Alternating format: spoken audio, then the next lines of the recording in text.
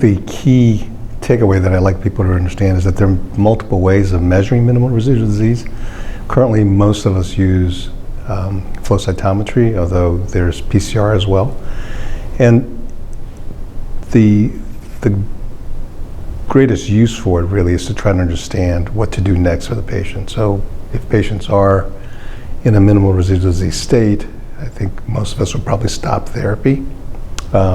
Whereas if they're not, then they would go on to either more therapy or to stem cell transplant.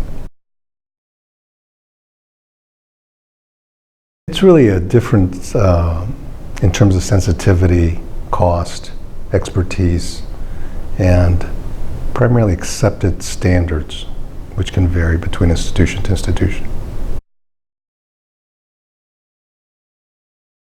So that's a really good question. We don't know that. That's something we're trying to understand. So MRD now is yes or no, and it's something that happens at the end of therapy.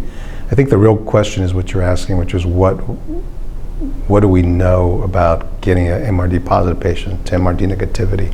What does that mean? So those studies are ongoing.